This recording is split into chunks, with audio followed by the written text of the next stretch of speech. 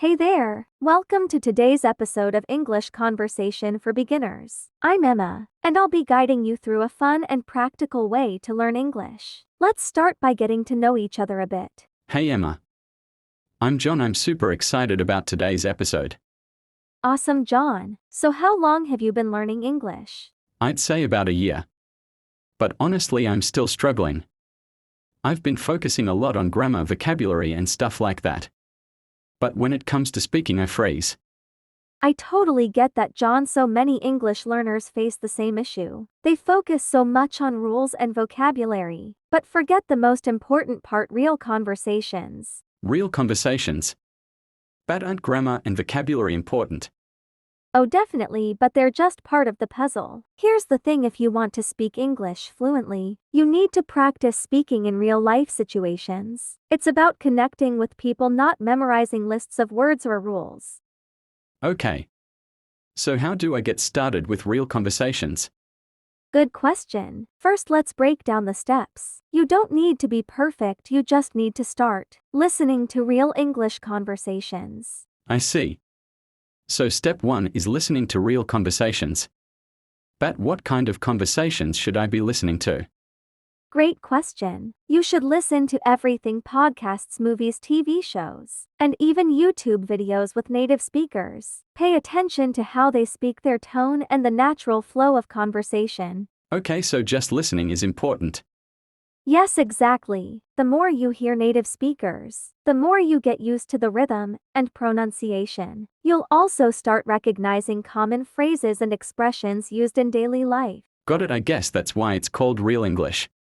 Exactly. Now let's move to the second step: speak every day. Alright, so step 2 is to speak every day. But I'm still scared of making mistakes. Don't worry about mistakes, John. Mistakes are actually a good thing. They show you're learning. Just focus on speaking and practicing as much as you can. Okay, so how do I practice if I don't have anyone to talk to?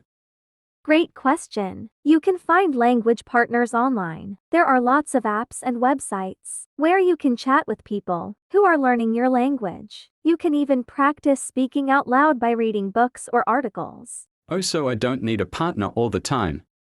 Exactly. You can also practice by yourself. Even speaking in front of a mirror can help. Just get comfortable with your voice and pronunciation. I'll definitely try that. Think in English. Okay, now we are on to step 3. You said I should think in English. But isn't that kind of hard? At first it might feel difficult, but the more you practice, the easier it gets. The idea is to stop translating everything in your head. Instead, try to think directly in English. That makes sense.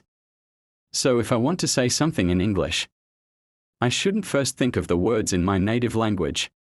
Exactly. The more you think in English, the more natural it becomes to speak. You won't need to pause and translate. It'll flow more easily. I see. I'll try to think in English more often. Now let's talk about a few common mistakes English learners make when it comes to speaking. I'm ready. I think I might be making some of those mistakes. The first mistake is being too focused on perfect grammar. Remember, fluency is about communication, not perfection. People will understand you even if you make small mistakes. That's a relief. I always worry about getting every word right. And that's totally normal, but it's not the key to speaking well. Just focus on getting your message across and the rest will come. Okay, I'll stop stressing about grammar so much. The second mistake is not practicing enough. The more you practice, the better you'll get. It's like learning to play an instrument. You don't become a pro overnight, it takes time and effort. That makes sense. Practice really is the key, huh?